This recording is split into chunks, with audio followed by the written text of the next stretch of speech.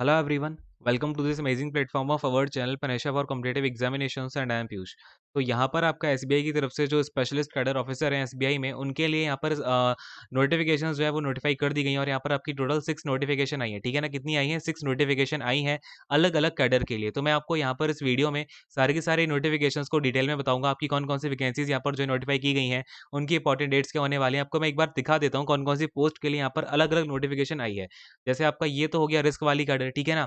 इसके बाद में आपका अगला आ जाता है मैनेजर, जो आपका डिप्टी मैनेजर वगैरह होते हैं, मैनेजर डेटा साइंटिस्ट वाले, उनकी कैडर हो गई। फिर आपका अगला आ जाता है यहाँ पर आपका डेटा प्रोटेक्शन ऑफिसर्स हो गए, ठीक है ना।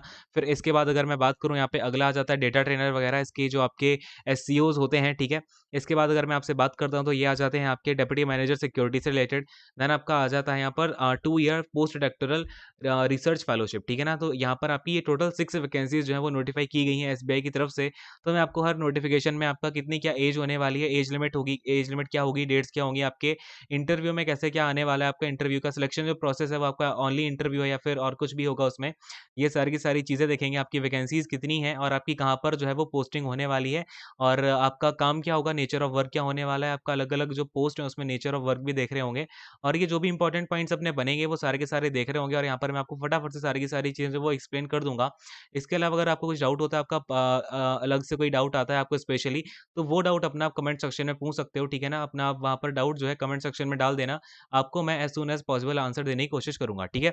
चलो खैर, अब यहाँ पर देखो अपने पास में अगर मैं बात करता हूँ, सबसे पहली नोटिफिकेशन आती है रिक्रूटमेंट ऑफ एससीओ। ये आता है आपका रिस्क के लिए, ठीक है ना, जो आपका रिस्क मैनेजर्स होते हैं या फिर आपका रिस्क स्पेशलिस्ट होते हैं। और अगर मैं आपसे बात करता हूँ इसकी, तो 18 ऑफ सितंबर से लेकर के 8 ऑफ अक्टूबर तक आप ये जो फॉर्म्स हैं वो फिल कर सकते हैं एप्लीकेशन फॉर्म को। और यहाँ पर हम ये भी बात करेंगे आपकी फीस वगैरह कितनी होने वाली है फॉर्म भरने के लिए, ठीक है। चलो खैर, अब यहाँ पर सबसे पहले वैकेंसीज़ को देख लो। ये आपका रिस्क स्पेशलिस्ट सेक्टर स्केल 3 हो गया, ठीक है। फिर आपका स्केल 2 है, फिर आपका स्केल 2 है ये पोर्टफोलियो मैनेजमेंट स्पेशलिस्ट। देन आपका रिस्क स्पेशलिस्ट क्रेडिट स्केल 3 है, देन क्रेडिट में स्केल 2 है, देन आपका एंटरप्राइज़ में स्केल 2 है और इंडी एएस में आपका है स्केल 3, ठीक है। और कैडर है ये आपकी अलग-अलग एमएमजीएस, यहाँ पर आपकी जो भी कैडर होती है उसके अकॉर्डिंगली आपका जो है यहाँ पर जो आपका रेन्यूमरेशन होगा या फिर आपको जो सैलरी मिलेगी वो डिसाइड होती है, ठीक है। और यहाँ पर अगर मैं वैकेंसीज़ की बात करूँ तो यूआर की 4 है फॉर सेक्टर इस रिस्क स्पेशलिस्ट ही हैं ये सारे के सारे। सेक्टर के लिए आपका 4 है, ये स्केल 3 का है और इसके बाद स्केल 2 के लिए भी 4 है। देन आपका जो पोर्टफोलियो मैनेजमेंट स्पेशलिस्ट है उसके लिए 3 वैकेंसीज़ है। देन आपका क्रेडिट के लिए 2 है और क्रेडिट स्केल 2 के लिए 2 है और इसके अलावा आपका एंटरप्राइज़ स्केल 2 के लिए 1 वैकेंसी और आपका आईएनडीएएस स्केल 3 के लिए 3 वैकेंसीज़ है, ठीक है। ये आपका यूआर का यहाँ पर ये पूरा ब्रेकअप दिया हुआ है और अगर आप टोटल वैकेंसीज़ की बात करो तो आप इन सभी को ऐड करके देख लेना। बाकी आपका और किसी कैटेगरी में यहाँ पर वैकेंसी ज़्यादा है नहीं, अगर मैं एससी, एसटी और ईडब्ल्यूएस की बात करूँ। बाकी ओबीसी में आपकी एक-एक है यहाँ पे। बाकी ये सारी की सारी चीज़ें आपके सामने। अगर मैं ऐज की बात करता हूँ तो आपकी ऐज जो है वो 1/4/2020 यानी कि आपकी यहाँ पर 1 अप्रैल 2020 को ऐज हो जानी चाहिए 25 मिनिमम से लेकर के मैक्सिमम 30 को, ठीक है ना। यानी कि जो आपकी डेट ऑफ रिकॉर्डिंग है वो ध्यान रखना, आपकी ऐज ली जाएगी 1 अप्रैल 2020 से, ठीक है ना। ये बात आप यहाँ पर थोड़ी-सी ध्यान रखेंगे, क्लियर है? और आपका जो सिलेक्शन प्रोसेस होगा वो थ्रू सॉर्टलाइजिंग एंड इंटरव्यू होगा, ठीक है। तो यहाँ पर अगर मैं आपसे बात करूँ तो फटाफट से देखो, अगर मैं रिस्क स्पेशलिस्ट सेक्टर की बात करूँ तो ये अलग-अलग होंगी। पावर में 1 है, हाइड्रोकार्बन एंड पेट्रोकेमिकल में आपकी 1 है, कंस्ट्रक्शन एंड रोड्स में आपकी 1 वैकेंसी है, रियल एस्टेट में 1 है, देन आपकी लार्ज अकाउंटेंट्स में और ग्रुप एनालिस्ट में यहाँ पर आपकी 1 वैकेंसी नोटिफाई करी गई है, ठीक है। तो आपका ये अलग-अलग जो है इसमें आपका जो भी इस सेक्टर के अंदर अलग-अलग पोज़ीशंस आ जाती हैं, सेक्टर वाइज़ पोज़ीशन वो आपकी दी गई है, ठीक है ना। खैर, अगर मैं और भी इंपॉर्टेंट बात की तरफ चलता हूँ तो यहाँ पर आपका एजुकेशनल क्वालिफिकेशन आ जाती है। तो एजुकेशनल क्वालिफिकेशन एज़ ऑन आप 30th ऑफ जुलाई 2020 यानी कि 30 जुलाई 2020 तक आपकी ये एजुकेशनल क्वालिफिकेशन जो है वो आपकी पूरी हो जानी चाहिए, ठीक है ना। तो अब देखो यहाँ पर अपने पास क्या-क्या है। अच्छा, ये जुलाई नहीं जून में होगा और ये रिस्क स्पेशलिस्ट सेक्टर 3 में आपको चाहिए है। अगर मैं बात करूँ रिस्क स्पेशलिस्ट, ये आपका सेक्टर वाला, ठीक है ना। कौन-सा ये सेक्टर वाला है, इसमें आपकी बेसिक क्वालिफिकेशन होनी चाहिए, सीए होना चाहिए, सीएफए होना चाहिए, MBA, PGDM, finance, data analytics, यानी कि आपका ये जो है स्ट्रीम होनी चाहिए। और हाँ, ये बात ध्यान रखना, ये आपका एक फुल टाइम कोर्स होना चाहिए, इसका क्या होना चाहिए, फुल टाइम, ठीक है। और एमएससी या फिर आपका स्टैटिस्टिक्स से चल जाएगा। अदर क्वालिफिकेशन आपकी जो प्रेफर्ड है वो एफआरएम बाई जीआरपी और professional risk managers by PRMIA PGDBM from NIBM, ठीक है। ये आपका यहाँ पर जो प्रेफर किया जाएगा जिन लोगों को, वो ये आपका अलग से दिया हुआ है, ठीक है। और पोस्ट क्वालिफिकेशन एक्सपीरियंस है आपका 4 इयर्स का post qualification experience in financial institution, rating agencies, brokerage firms with domain knowledge across sector industry experience in primary modelling वगैरह, ठीक है। ये आपका यहाँ पर क्या चाहिए, एक्सपीरियंस चाहिए यहाँ पे, ठीक है ना। और अगर मैं बात करूँ यहाँ पर आपका 4 इयर्स का चाहिए स्केल 3 के लिए और स्केल 2 के लिए कितना चाहिए, 2 इयर्स का चाहिए, क्लियर है। तो अगर मैं अब आपसे थोड़ा-सा और आगे यहाँ पर मूव ऑन करता हूँ, यहाँ पर आपकी कुछ स्पेसिफिक स्किल्स जो हैं वो बताई गई हैं, यानी कि अगर आपको ये स्किल्स आती हैं तो ये आपको यहाँ पर डिज़ायर्ड यानी कि प्रेफ़र किया जाएगा अगर आपके पास में ये स्किल्स हैं। और ये स्किल आपकी ऑफ कोर्स इंटरव्यू के टाइम पर कुछ देख ली जाएँगी और कुछ को जो है आपका टेस्ट ले लिया जाएगा। एक्सीलेंट कम्युनिकेशन होना चाहिए, जो कम्युनिकेशन स्किल्स होती हैं, प्रॉब्लम सॉल्विंग एप्टीट्यूड यानी कि आपका पीएसए होगा और एनालिटिकल थिंकिंग आपकी यहाँ पर प्रेफ़र करी जाएगी और experience in working on applications like Python, SPSS, SAS and R. अगर आपकी इन एप्लीकेशंस पर काम करने का एक्सपीरियंस है तो ये ऑफ कोर्स यहाँ पर प्रेफर किया जाएगा। प्रोफिशिएंसी इन एमएस ऑफिस होनी चाहिए ऑफ कोर्स, ठीक है ना? इसके अलावा जो आपकी लोकेशन होगी वो मुंबई होगी, क्लियर है?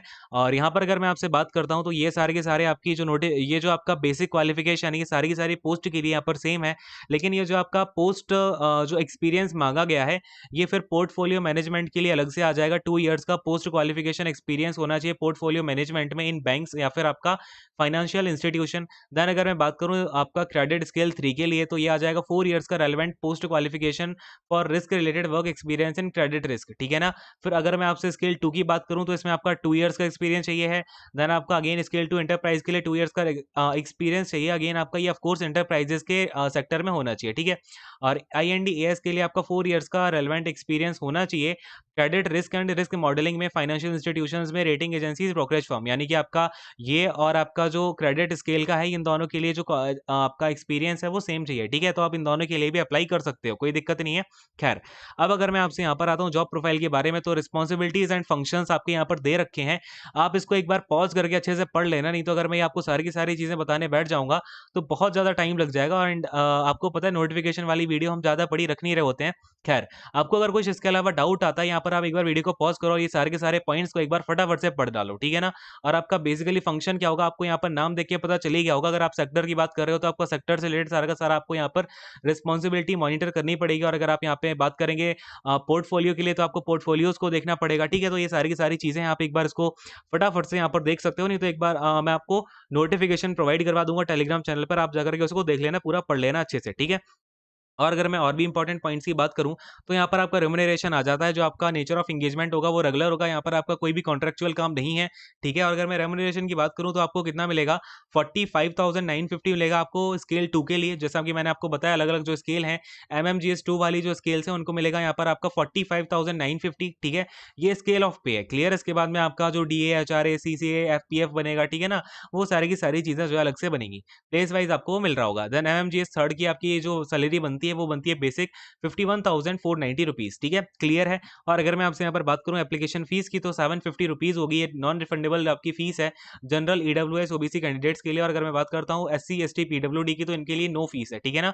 तो ये आप जाकर के अप्लाई कर सकते हैं, ठीक है ना? तो ये जो सारी की सारी चीज़ें हैं, बाकी आपका जो एप्लीकेशन को अप्लाई करने की फीस है, चार्जेस हैं, ये सारे के सारे सेम रहेंगे हर पोस्ट के लिए। और इसके अलावा अगर आपको जो अलग से इन्फॉर्मेशन होगी एज वगैरह या फिर आपकी एजुकेशन क्वालिफिकेशन की, वो मैं आपको आगे और बताता हूँ, ठीक है?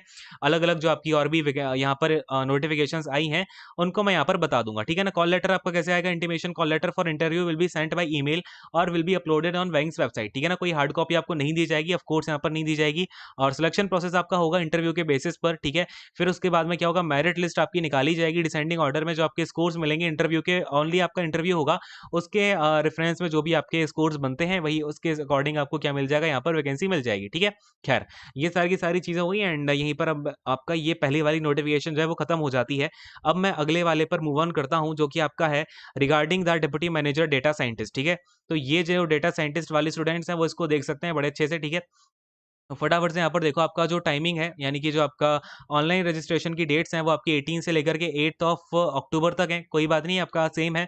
और अगेन ये आपकी नोटिफिकेशन जो है वो मुंबई के लिए है, यानी कि central recruitment and promotion department corporate centre Mumbai के लिए, ठीक है? यानी कि आपकी इसकी जो ज्वाइनिंग होगी वो मुंबई में ही होगी, ठीक है ना? और यहाँ पर देखो डेप्यूटी मैनेजर डेटा साइंटिस्ट की जो वैकेंसीज हैं वो हैं आपकी टोटल 11। और अगर मैं बात करूँ मैनेजर डेटा साइंटिस्ट की तो है इसमें 11, ठीक है? और आपका डेप्यूटी मैनेजर सिस्टम ऑफिसर में आपकी 5 वैकेंसीज हैं। और ये अलग-अलग क्यों है, क्योंकि आपका ये एमएमजीएस 2 में आता है और ये एमएमजीएस 3 में आता है, ठीक है? और जो आपकी सैलरी रहेगी वो सेम टू सेम आपका 45,000 46,000 के लमसम बेसिक पे बनेगा आपका एमएमजीएस 2 का, एमएमजीएस 3 का बनेगा 52,000 के लमसम, ठीक है ना? तो क्लियर है ये सारी की सारी चीज़ें। मैं आपको एजुकेशनल क्वालिफिकेशन की तरफ मूव ऑन करता हूँ। और इसमें जो आपकी एज है वो 24 ईयर्स से लेके 32 ईयर्स मिनिमम मैक्सिमम है। और एज ऑफ रिकॉर्डिंग जो डेट ऑफ रेकॉर्डिंग होगी आपकी एज के लिए वो अगेन आपकी वही है, सेम रहेगी 30th ऑफ जून 2020, क्लियर है। और ये आपका 26 से 35 रहेगा आपका MMGS3 के लिए, देन MMGS2 के लिए आपका 24 से 32 एज इट इज है, ठीक है ना। और आपका जो सिलेक्शन प्रोसेस है वो शॉर्टलाइजिंग एंड इंटरव्यू होगा, जैसा कि मैंने आपको पिछली वाली नोटिफिकेशन में बताया, सेम एज इट इज, ठीक है ना। और आपकी लोकेशन होगी नवी मुंबई, ठीक है, मुंबई में नवी मुंबई की होगी। और यहाँ पर अगर मैं आपसे बात करूँ, आपका जो डेटा साइंटिस्ट है उसके लिए बेसिक क्वालिफिकेशन होगी BTech MTech in computer science, IT, data science, machine learning and जो आपका एआई है। मिनिमम 60% मार्क्स आपके कंपलसरी, यानी कि अगर आपकी बीटेक या बीई है अकेली तो उसमें आपको 60% मिनिमम मार्क्स आने चाहिए, है ना। और अगर मैं आपकी प्रेफर्ड क्वालिफिकेशंस की बात करूं तो MBA PGDM with specialisation in finance, any other certification in MA, MLAL natural language processing, web crawling and neural networks, ठीक है ना। अगर आपके इसमें अलग से क्वालिफिकेशन है, स्पेशलाइजेशन है, तो आपको यहाँ पर प्रेफरेंस मिल जाएगी। अगर मैं एक्सपीरियंस की बात करूँ तो आपका डेटा साइंटिस्ट MMGS2 के लिए यहाँ पर एक्सपीरियंस मांगा गया है 3 इयर्स का minimum of overall post basics educational qualification experience in related field, यानी कि जो आपका रिलेटेड फील्ड है, यानी कि डेटा जो आपका साइंटिस्ट वाली फील्ड है उसमें आपको कितनी 3 इयर्स की यहाँ पर आपके पास में एक्सपीरियंस होना चाहिए, ठीक है। और अगर मैं मैनेजर की बात करता हूँ तो यहाँ पर आपका मिनिमम 5 इयर्स का होना चाहिए, क्योंकि ये आपका क्या आ जाता है MMGS3 में आ जाता है, ठीक है ना। किस में आ जाता है MMGS3 में, क्लियर है। खैर, अब मैं आता हूँ डिप्टी मैनेजर सिस्टम ऑफिसर पे। यहाँ पर आपको एमटेक बीटेक होनी चाहिए कंप्यूटर साइंस में, या फिर आईटी में, या फिर मशीन लर्निंग एंड एआई में। यहाँ पर आपका मिनिमम मार्क्स जो है अगेन आपकी 60% होनी चाहिए, ठीक है। यहाँ पर आपका प्रेफरेंस वाली बात है नहीं। और आपका एक्सपीरियंस 3 इयर्स का होना चाहिए ओवरऑल, ठीक है ना। और preference will be given to candidates which experience in financial sector, यानी कि जिनका फाइनेंशियल सेक्टर में या फिर बैंकिंग सेक्टर में एक्सपीरियंस होगा उनको यहाँ पर प्रेफरेंस दी जाएगी, ऑफकोर्स, ठीक है ना। तो यहाँ पर आप देख लो स्पेसिफिक स्किल्स जो है वो आपकी प्रेफर की जाएंगी, जो वो आपकी एज इट इज है, जो मैंने आपको पिछले वाले में बताया था। लेकिन क्योंकि यहाँ पर आपकी बात हो रही है यहाँ पर डेटा साइंटिस्ट की, तो ऑफ कोर्स यहाँ पर आपको अलग अलग लैंग्वेजेस में जो है आपका थोड़ा सा अच्छा होना चाहिए, जैसे आपका नेचुरल लैंग्वेज प्रोसेसिंग होगी, वेब क्रॉलिंग होगी, या फिर आपका न्यूरल नेटवर्क हो गया, जैसा मैंने अभी आपको बताया भी था। फिर आपका ये सारी की सारी चीज़ें हैं जिसमें कि आपका मशीन लर्निंग आ जाता है, एआई आ जाता है, पार्सिंग आ जाता है, ठीक है ना। और self motivated, proactive and demonstrating and exceptional drive towards delivery, ठीक है। यानी कि आपका जो परफॉर्मेंस है वो बहुत अच्छा होना चाहिए। अगर आपके पास में कुछ एक्सपीरियंस का जो परफॉर्मेंस लेटर है वो आपके पास में, तो वो भी आपको प्रेफर किया जाएगा उसके बेसिस पर। ये सारी की सारी चीज़ें हैं, ठीक है ना। और आपका एक्सपीरियंस किसी प्रोजेक्ट एनवायरनमेंट में एज अ डेवलपर अगर आपने काम किया तो वो भी यहाँ पर प्रेफर किया जाएगा, ठीक है। दोनों ही सेक्टर्स में, आप दोनों ही केसेस में आपका ये जो है सेम रहेगा, जो स्किल्स आपकी रिक्वायर्ड है, क्लियर है। खैर, अब मैं आपको और भी इंपॉर्टेंट बात पर चलता हूँ। स्केल जो आपकी स्केल ऑफ पे होगी वो मैंने बता दी है आपको, 45,950 यानी कि 46,000 आपकी MMGS2 के लिए, और MMGS3 के लिए आपका यहाँ पर 52,000 बनेगा। देन अगेन ये MMGS2 है तो यहाँ पर आपका 46,000 के लमसम बनेगा, क्लियर है। तो वही आपका देखो, जो आपकी बैंकिंग में जो सैलरी मिलती है वो MMGS के अकॉर्डिंग मिलती है। MMGS अगर आपका 2 है तो आपकी जो बेसिक पे होगी वो होगी 46, ये जो आपका 950 बन रहा है 45,950, ठीक है ना। फिर आपका अगर स्केल 3 है तो ये आपका बनता है 52, क्लियर है। ये आपका खैर यहाँ पर होता है। अगर मैं आपके रोल्स और जॉब्स की बात करूँ तो ये आपका यहाँ पर ये हो जाएगा, implement machine learning, AI, natural language processing, parsing rules to improve the operational efficiency, ठीक है। तो आपसे ऑफकोर्स डेटा साइंटिस्ट वाला बेसिक काम की जो है उम्मीद करी जाएगी, ठीक है। कुछ इसमें कुछ खास है नहीं, ठीक है। डेटा एक्सट्रैक्शन या फिर डेवलपमेंट वगैरह का भी आपसे काम कराया जा सकता है, ठीक है। कॉल लेटर फॉर इंटरव्यू आपको ऑफकोर्स आपके ईमेल पर मिल जाएगा। और कैसे आपको अप्लाई करना है ये सारी की सारी चीज़ें आप क्या करेंगे, जो आपका बैंकिंग का SBI.com है वहाँ पर जाकर के आप करियर्स में जाओगे तो वहाँ पर जाकर के आप अप्लाई कर सकते हो, ठीक है। खैर, एप्लीकेशन की जो फीस है वो आपकी 750 रुपीज़ है। किसके लिए है ये, आपकी जनरल, ईडब्ल्यूएस और ओबीएस के लिए। Then SC ST PWD candidates के लिए आपकी कोई भी फीस नहीं है, नेग्लिजिबल है ये आपका। और ये सारे के सारे आपके डॉक्यूमेंट्स यहाँ पर लगने हैं, ये आप देख सकते हो। यहाँ पर एक बार पॉज करके देख लेना, मैं आपको फटाफट से जो अगली वाली नोटिफिकेशन है वो आपको मैं यहाँ पर एक्सप्लेन कर देता हूँ, ठीक है ना। खैर, अगली वाली नोटिफिकेशन पे आते हैं। ये रहा आपके सामने अगली नोटिफिकेशन। देखो भाई, यहाँ पर क्या बोल रहे हैं आपसे कि ये रिक्रूटमेंट है रिगार्डिंग डेटा प्रोटेक्शन ऑफिसर, और यहाँ पर आपकी यूआर में एक वैकेंसी है और आपकी टोटल एक ही वैकेंसी है, ठीक है ना। और यहाँ पर आपकी मैक्सिमम एज है 55 ईयर्स की, और कॉन्ट्रैक्ट का पीरियड है 2 ईयर्स, यानी कि ये आपकी जो जॉब है वो रेगुलर नहीं है, ये आपकी कॉन्ट्रैक्ट बेसिस पर है, ये जॉब आपकी मिलने वाली है, ठीक है ना। ये बात आप यहाँ पर ध्यान रखेंगे। और आपकी जो आपकी एज है वो 31st को देखी जाएगी, 31 अगस्त 2020 को, ठीक है। और सिलेक्शन प्रोसीजर आपका अगेन इंटरव्यू के बेसिस पर होगा, शॉर्टलाइजिंग के बेसिस पर। और CTC is not limiting factor for a suitable candidate, यानी कि आपका जो सीटीसी है ना, वो वहाँ पर आप क्या कर सकते हो, डिस्कस कर सकते हो। आपको बढ़ के भी मिल सकता है, थोड़ा कम भी मिल सकता है, वो आपके इंटरव्यू पर डिपेंड करेगा, ठीक है? क्योंकि कॉन्ट्रेक्चुअल जॉब है और आपकी प्लेस ऑफ पोस्टिंग होगी मुंबई या फिर कहीं भी इंडिया में। यानी मुंबई में भी हो सकती है या फिर आपका कहीं और भी हो सकती है, ठीक है ना? ये सारी की सारी चीज़ें हैं। खैर, अगर मैं आपसे यहाँ पर बात करता हूँ आपके पास में क्या-क्या स्किल होनी चाहिए, एजुकेशनल क्वालिफिकेशन की बात करूँ तो कोई भी ग्रेजुएशन आपके पास होनी चाहिए और प्रोफेशनल सर्टिफिकेशन आपके पास में जो प्रेफर किया जाएगा, वो होगा सर्टिफाइड ईयूसी जीडीपीआर फाउंडेशन या फिर आपका सीआईपीपी जो सर्टिफाइड इन्फॉर्मेशन प्राइवेसी प्रोफेशनल होते हैं, या फिर सीआईपीडी हो जाएगा, ये भी आपका प्राइवेसी से रिलेटेड है। और ये आपका सीआईपीएम हो जाएगा, ठीक है? खैर, अगर मैं आपसे स्पेसिफिक स्किल्स की बात करता हूँ तो ये आपकी यहाँ पर हाईली डेवलप्ड स्पेशलिस्ट नॉलेज होनी चाहिए आपको डेटा प्राइवेसी की रेगुलेशन में, ठीक है? ये सारी की सारी चीज़ें हैं, कुछ खास है नहीं। अगर आपको पता है इसके बारे में, आपका जॉब प्रोफाइल ये रहा है, तो आपको यहाँ पर आइडिया होगा ही सही। और आपका जो एक्सपीरियंस है वो मिनिमम 15 ईयर्स का होना चाहिए, 31st ऑफ अगस्त 2020 तक, ठीक है? और प्रेफर किया जाएगा जिनका experience data privacy law and regulations में रहा है और अदर डेटा सिक्योरिटी एरियाज में उनका एसोसिएटेड आईटी स्किल्स में उनका एक्सपीरियंस रहा है, ठीक है ना? ये आपके कुछ कीआरएस दे रखे हैं, यहाँ पर आप एक बार वीडियो को पॉज करना और इसको अच्छे से पढ़ लेना, ठीक है? नहीं तो वीडियो हो जाएगी बहुत ज़्यादा लंबी। और रोल्स एंड रिस्पॉन्सिबिलिटी आपका सेम रहेगा, जो भी आपने पहले काम किया हुआ है, क्योंकि आपका एक्सपीरियंस मांगा है, इट मीन्स आपने पहले कहीं कुछ काम किया ही होगा, ठीक है? और अगर मैं कॉल लेटर की बात करूँ, ये आपको मेल में मिल जाएगा और गाइडलाइंस फॉर फिलिंग एप्लीकेशन आपका कुछ सेम टू सेम ही है और 750 रुपीज़ आपका यहाँ पर जो है चार्जेस होंगे और बाकी की सारी चीज़ें सेम है। अगली नोटिफिकेशन पर मैं आपके साथ यहाँ पर मूव ऑन कर रहा हूँ, ठीक है ना? चलिए भाई अगले पर आते हैं। तो अब अगर हम यहाँ पर अगली नोटिफिकेशन पर मूव ऑन करते हैं तो ये देखो अब आपके सामने आ जाती है स्पेशलिस्ट कैडर आपका डेटा ट्रेनर, डेटा ट्रांसलेटर और सीनियर कंसल्टेंट एनालिस्ट की जो है आपकी यहाँ पर ये वैकेंसी है। तो एक-एक करके हम यहाँ पर देख लेते हैं आपका क्या-क्या इंपॉर्टेंट यहाँ पर आपके पॉइंट्स जो हैं वो निकल के आ रहे हैं। अगेन आपका जो एप्लीकेशन की रजिस्ट्रेशन की डेट है और आपका पेमेंट ऑफ फीस है वो 18 से लेकर के आपका 8th ऑफ अक्टूबर तक आप अप्लाई कर सकते हो इसके लिए और यहाँ पर आप अपनी फ़ी को पे कर सकते हो, ठीक है? और अगर मैं आपसे यहाँ पर बात करूँ आपकी वैकेंसी कौन-कौन सी है, तो डेटा ट्रेनर, डेटा ट्रांसलेटर और आपका सीनियर कंसल्टेंट एनालिस्ट, ठीक है? और इसके अलावा आपका assistant general manager, enterprise and technology architecture के कैटेगरी में, ठीक है? और ग्रेड है आपकी यहाँ पर एमएमजीएस 3rd, एसएमजीएस 4th, एसएमजीएस 5 और एसएमजीएस 5, ठीक है? ये आपकी वैकेंसीज़ हैं, एक जनरल में है, यहाँ पर एक जनरल है, एक जनरल है और यहाँ पर आपकी टोटल एक वैकेंसी है और यहाँ पर एक ओबीसी में है, ठीक है? और अगर मैं एज की बात करूँ आपकी 31st ऑफ जनवरी 2020 पर आपकी एज होनी चाहिए 38 maximum, 40 maximum, 45 maximum and 45 maximum. और सिलेक्शन का प्रोसीजर होगा आपका इंटरव्यू एंड शॉर्टलिस्टिंग, ठीक है? और प्लेस ऑफ पोस्टिंग आपका ऑफ कोर्स यहाँ पर नवी मुंबई होने वाला है, आपका एनीवेयर ऑफ इंडिया और कहीं नहीं होगा, क्लियर है? खैर, अगर हम यहाँ पर देखते हैं जो आपकी बेसिक एजुकेशनल क्वालिफिकेशंस हैं, तो डेटा ट्रेनर एमएमजीएस 3rd के लिए हैं बीई, बीटेक, सीएसआईटी और MCA from a recognised university. Candidates from IIT, NIT, top rated engineering colleges will be preferred. यानी कि अगर आपने आईआईटी से बीटेक वगैरह की है या फिर आपने एमटेक किया, फिर एमसीए का जो आपने फॉर्म फिलअप करते हो वो सब किया हुआ है आईआईटी से, तो आप इसके लिए क्या कर सकते हो, प्रेफर किए जा सकते हो, ठीक है? और candidates with statistics background will be preferred, clear है?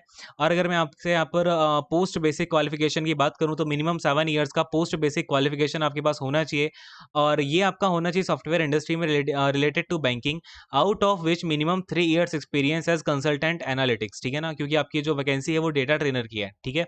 और अगर मैं आपसे यहाँ पर स्पेसिफिक स्किल्स की बात करूँ तो यहाँ पर आपकी क्या होनी चाहिए, एआई होनी चाहिए, नेचुरल लैंग्वेज प्रोसेसिंग होनी चाहिए, डेटा डीप लर्निंग होनी चाहिए, मशीन लर्निंग एल्गोरिदम होना चाहिए, ठीक है? ये आपका रिक्वायर्ड है और 2 ईयर्स का, 2 से ज़्यादा ईयर्स का आपका मैक्सिमम एक्सपीरियंस होना चाहिए। Hands on experience on R and Python, ठीक है? ये आपका मिनिमम, ठीक है? मिनिमम एक्सपीरियंस आपका ये होना चाहिए। Experience in designing and implementing big data scalable workflow systems using big data technologies, ठीक है? ये आपका होना चाहिए। यहाँ पे अगर मैं बात करता हूँ आपसे अगला डेटा ट्रांसलेटर एसएमजीएस 4 की, तो यहाँ पर आपकी बेसिक क्वालिफिकेशन अगेन बीटेक इन सीएसआईटी एमसीए है और ये आपका सेम एज इट इज है ऊपर वाले के जैसे। और यहाँ पर अगर मैं बात करूँ आपका मिनिमम 10 ईयर्स का एक्सपीरियंस होना चाहिए, जिसमें कि आपका 3 ईयर्स का मिनिमम एक्सपीरियंस होना चाहिए एज अ कंसल्टेंट एनालिटिक्स, क्योंकि आपकी वैकेंसी डेटा ट्रांसलेटर की है। अगर मैं यहाँ पर बात करूँ सीनियर कंसल्टेंट एनालिटिक्स की, तो ये आपका अगेन जो बेसिक क्वालिफिकेशन है वो सेम है और अगर मैं एक्सपीरियंस की बात करूँ तो 12 ईयर्स का एक्सपीरियंस है और ये आपका 31st ऑफ जनवरी 2020 तक कंप्लीट होना चाहिए, जिसमें से कि 5 ईयर्स का एक्सपीरियंस आपका कंसल्टेंट एनालिटिक्स के रूप में होना चाहिए आउट ऑफ ये जो आपका 12 ईयर्स का एक्सपीरियंस होगा, ठीक है? चलिए खैर अगले पर आते हैं। यहाँ पर आपकी जो अगली है असिस्टेंट जनरल मैनेजर, यहाँ पर आपका जो मिनिमम क्वालिफिकेशन मांगी गई यानी कि basic qualification BE, BTech, MCA है, CSIT engineering graduate, post graduate ये आपके प्रेफर किए जाएंगे। एमबीए को एक एडिशनल क्वालिफिकेशन की तरह प्रेफर किया जाएगा और सर्टिफिकेशन आपकी टीओजीएफ की सर्टिफिकेशन प्रेफर की जाएगी, ठीक है। और ये आपका मिनिमम 14 ईयर्स का एक्सपीरियंस होना चाहिए। और अगर मैं आपसे बात करता हूँ, इसमें से आपका 3 ईयर्स का जो एक्सपीरियंस है वो आर्किटेक्चरल फंक्शन में, यानी कि जो बैंकिंग और आपका financial sector preferred financial sector होता है उसमें आपका आर्किटेक्चर फंक्शंस का यहाँ पर एक्सपीरियंस होना चाहिए, ठीक है। अब मैं आपसे यहाँ पर अगर जॉब प्रोफाइल की बात करूँ तो आपका जो भी आपने यहाँ पर एक्सपीरियंस आपको मैंने बता ही दिया है, जॉब एक्सपीरियंस आपका किस किस कैटेगरी में होना चाहिए। तो आपका जो जॉब प्रोफाइल होता है वो एज इट इज़ यहाँ पर रहेगा, ठीक है। कुछ यहाँ पर ज़्यादा बदलाव है नहीं, क्लियर है। और अगर मैं आपसे यहाँ पर बात करता हूँ कि आपकी जो स्केल ऑफ पे होगी वो कितनी होगी, तो आपका जो एमएमजीएस थर्ड वाली वैकेंसीज हैं उनके लिए 52,000, जैसा कि मैंने पहले ही बताया है। एसएमजीएस 4 के लिए यहाँ पर आपका 60,000 होती है। और अगर मैं बात करूँ एसएमजीएस 5 के लिए, तो यहाँ पर आपका ये जो बेसिक पे है वो बनती है 65,000, यानी 65070 रुपीज़, ठीक है। ये आपकी यहाँ पर हो जाती है मिनिमम। इसके अलावा आपको क्या है वो डीए, एचआरए वगैरह तो मिलेगा ही सही, ठीक है, वो अलग बात है। और एक आपकी जो एप्लीकेशन फ़ीस है वो 750 रुपीज़ है। और जनरल ओबीसी और ईडब्ल्यूएस के लिए आपकी फ़ीस रहेगी, बाकी नॉट निल है ये आपका एससी, एसटी, पीडब्ल्यूडी के लिए, ठीक है। तो ये हो गया आपका 4th वाली वैकेंसी। और अगर मैं आपसे बात करूँ 5th वाली जो आपकी नोटिफिकेशन है, यहाँ पर आ जाता है आपका डिप्टी मैनेजर सिक्योरिटी, ठीक है। डिप्टी मैनेजर सिक्योरिटी में आपका क्या-क्या माँगा गया है, डेट आपकी सेम है 18 से लेकर के 8th ऑफ अक्टूबर 2020, ठीक है। और यहाँ पर आप एमएमजीएस 2 के अंदर आता है डेटा मैनेजर सिक्योरिटी, और आपका वर्क मैनेजर आता है रिटेल प्रोडक्ट्स में एमएमजीएस थर्ड के अंदर। और वैकेंसीज यहाँ पर आपकी 9 एंड 4 जनरल में। अगर मैं बात करता हूँ टोटल वैकेंसीज की 11, 17 एंड 5 वैकेंसीज यहाँ पर आपकी नोटिफाई की गई हैं, क्लियर है। Okay, now if we move on, ये जो आपका डेटा मैनेजर सिक्योरिटी है इसमें 2 कैटेगरीज आ जाती हैं, एक बैकलॉग आ जाता है, एक करंट आ जाता है, ठीक है। तो दोनों को मिलाकर के यहाँ पर आपकी 28 वैकेंसीज है, इसको आप ध्यान रखना। और आपका जो सिलेक्शन प्रोसीजर होगा वो आपका शॉर्टलिस्टिंग एंड इंटरव्यू ही होगा, ठीक है, एज ऑलवेज जो अभी हम देखते आ रहे हैं आप पीछे से। और इसमें आपकी जो पोस्टिंग होगी वो अक्रॉस द बैंक होगी, यानी कि बैंक में कहीं भी आपको लगा सकते हैं यहाँ पे ये। और अगर मैं आपसे यहाँ पर बात करता हूँ कि आपकी दूसरी वाली जो वैकेंसी है इसकी आपकी कॉर्पोरेट सेंटर मुंबई में आपकी जो है पोस्टिंग हो रही होगी। यहाँ पर ये देख लो, ये लोकेशन किसकी है, मुंबई की। आपकी यहाँ पर जो भी आपकी पोस्टिंग होगी वो मुंबई में ही होगी, ठीक है। ये बात क्लियर है अभी सभी को? खैर, अगर मैं यहाँ पर आपसे बात करूँ आपकी एजुकेशनल क्वालिफिकेशन क्या-क्या माँगी गई है। मैनेजर रिटेल प्रोडक्ट के लिए आपकी जो personal gold car and two wheeler के लिए है, यहाँ पर आपकी basic qualification full time MBA, PGDM और पोस्ट ग्रेजुएट मैनेजमेंट डिग्री होनी चाहिए आपके पास, या फिर full time BTech, BE and आपके साथ इसके अलावा एमबीए के साथ क्या-क्या होने चाहिए, BE, BTech in information technology, computer sciences, electronics and communication, electrical and electronics और a combination of these streams, ठीक है। और अगर मैं आपसे बात करूँ यहाँ पर कि आपकी प्रेफर्ड क्वालिफिकेशन क्या होगी, MBA, PGDM, post graduate management और आईटी वगैरह में आपका यहाँ पर फाइनेंस वगैरह में अगर आपकी क्वालिफिकेशंस हैं तो ये आपको प्रेफर की जाएंगी, ठीक है। अगर मैं स्पेसिफिक स्किल की बात करूँ तो product development, product management, digital innovation, business strategy, marketing strategy, excellence communication and leadership skills आपके पास होनी चाहिए। पोस्ट बेसिक क्वालिफिकेशंस और वर्क एक्सपीरियंस की बात करूँ तो मिनिमम 5 इयर्स का आपके पास एक्सपीरियंस होना चाहिए फॉर एमएमजीएस थर्ड, ठीक है। और एमएमजीएस 2 के लिए है आपका, और एमएमजीएस थर्ड के लिए आपका क्या है, मिनिमम 48 मंथ का एक्सपीरियंस है एज एन एग्जीक्यूटिव और सुपरवाइजरी, ठीक है। तो ये सारी की सारी चीज़ें हैं। और अगर मैं आपसे यहाँ पर बात करता हूँ कि 5 इयर्स का मिनिमम एक्सपीरियंस होना चाहिए आपके पास उस रैंक का, ऑफिसर ऑफ आइडेंटिकल रैंक, ठीक है ना। और आपका मिनिमम 3 ईयर सर्विस होनी चाहिए पैरामिलिट्री फोर्स में, ठीक है। और ये आप यहाँ पर ध्यान रखना, पैरामिलिट्री फोर्स में आपका मांगा गया एक्सपीरियंस 3 साल का, क्लियर है। अगले जो अपना यहाँ पर हमारे लिए जॉब प्रोफाइल हो जाता है वो आप यहाँ पर देख लो, आपका जो भी एक काम रहा होगा वही आपका सेम जॉब प्रोफाइल है, ठीक है, उसमें ज़्यादा कुछ अंतर है नहीं। बाकी कियारे वगैरह भी थोड़ा सेम ही रहेगा। अगर मैं रेम्युनरेशन की बात करूँ तो ये आपको पता ही है 46,000 होता है एमएमजीएस 2 के लिए। एमएमजीएस 3 के लिए आपका 52,000 होता है, क्लियर है। अब मैं आता हूँ अगली नोटिफिकेशन पर, आपका जो अब फी वगैरह रहेगी वो आपकी 750 रुपीज़ एज इट इज़ है, ठीक है। अगले पर आता हूँ, यहाँ पर आपका आ जाता है ये 2 years post doctoral research fellowship, ठीक है ना। तो 2 साल की जो आपकी डॉक्टोरल रिसर्च फेलोशिप है उसके रिगार्डिंग आपकी नोटिफिकेशन आई है। एप्लीकेशन की डेट सेम है, और last date of receipt of hard copy of online application along with the enclosures at State Bank of India, CRPD, corporate centre Mumbai. ये है आपकी 15th ऑफ अक्टूबर 2020 तक आपको हार्ड कॉपी भेज देनी है, ठीक है। चलिए भाई, अब यहाँ पर आपकी टोटल जनरल में 5 वैकेंसीज हैं। आपकी मैक्सिमम एज जो है वो 31st ऑफ जुलाई 2020 तक आपकी 40 इयर्स होनी चाहिए। कॉन्ट्रैक्ट का जो पीरियड है, यानी अब कॉन्ट्रैक्चुअल है, ऑफ कोर्स फेलोशिप है तो यहाँ पे 2 इयर्स का आपका जो है कॉन्ट्रैक्चुअल है, और ये रिन्यूएबल है या नहीं है, तो ये आपका रिन्यूएबल नहीं है, ठीक है ना। और शॉर्ट लिस्टिंग यहाँ पर आपकी की जा सकती है। होना क्या चाहिए, आपके पास पीएचडी होनी चाहिए banking, finance, economics related to BFSI sector. Other qualification जिससे कि आपको प्रेफर किया जा सकता है, applicant should have made outstanding professional contributions to publications of paper papers articles in leading height impact A category journals will be given first preference, ठीक है ना। और यहाँ पर आपका जो एक्सपीरियंस है 3 ईयर्स का पोस्ट क्वालिफिकेशन एक्सपीरियंस होना चाहिए टीचिंग में या फिर रिसर्च वर्क में in premier institution like IIM, IIT, ISB, XLRI और इक्विवेलेंट, ऑलराइट, या फिर किसी कंसल्टेंसी में। अगर मैं आपसे बात करूं लाइकली प्लेस ऑफ ऑपरेशन आपका state Bank of leadership Kolkata में ये आपका होगा, ये आपका मुंबई में नहीं है, इसको एक बार अच्छे से नोट डाउन कर लेना, ठीक है। चलिए खैर, और मैं आपको यहाँ पर आगे बातें बताता हूँ कि यहाँ पर आपका क्या क्या आपको बेनिफिट्स या फिर स्टाइपेंड मिलने वाला है, कहाँ गया भाई। चलिए, ये रहा आपके सामने जो स्टाइपेंड वगैरह है वो आपको 1 लाख रुपीज़ का फिक्स्ड मंथली स्टाइपेंड मिलेगा। ये नेगोशिएबल नहीं है आपका, ये फिक्स है, ठीक है, इसको आप नेगोशिएट नहीं कर सकते हो। And it is subject to the reduction of TDS as applicable, यानी कि आपका इसमें से जो TDS है वो कट जाएगा, लमसम आपका 10% TDS जो है वो कट जाता है। One time endowment of rupees 2 lakh to 5 lakh may be awarded to the fellow at the end of 2 years in case of exemplary research performance, international publications in reputed journals based on the assessment of performance review committee, ठीक है। और bank will refund the expenses for the fellow to attend 1 prestigious international and 1 national conference, ठीक है। तो अब क्या होगा इसमें, आपको एक इंटरनेशनल कॉन्फ्रेंस में और एक नेशनल कॉन्फ्रेंस में जाने का जो एक्सपेंसेस होंगे वो बैंक आपका यहाँ पर ले रहा होगा, ठीक है। रेजिडेंशियल जो आपका एकोमोडेशन होगा वो SBIL कोलकाता के बेसिस पर होगा। Self payment of utility bills, यानी कि जो आपकी यूटिलिटी बिल्स होंगे वो आपको खुद ही देने पड़ेंगे, बाकी का आपका बैंक देख लेगा, ठीक है। खैर, ये सारी की सारी चीज़ें यहाँ पर मैं आपका आई थिंक सारे के सारे पॉइंट्स को यहाँ पर मैं कवर कर चुका हूँ। तो यहीं पर मैं अब सेशन को एंड करूँगा। काफ़ी बड़ा सेशन हो गया, लेकिन यहाँ पर अगेन आपकी 6 नोटिफिकेशंस थी। तो खैर, मैंने जितना ज़्यादा शॉर्ट और जितना ज़्यादा डिटेल्ड आपका मैं जितनी ज़्यादा डिटेल आपको कम टाइम में दे सकता हूँ उतनी मैंने दे दी है। अगर कुछ डाउट आता है वो डाउट अपना आप नीचे कमेंट सेक्शन में ज़रूर पूछ लेना। उसके रिगार्डिंग जो भी आपका सोल्यूशन होगा वो मैं आपको प्रोवाइड करवा दूंगा कुछ टाइम में, एज सून एज पॉसिबल, ठीक है। खैर, thank you so much, God bless you all, take care, bye bye.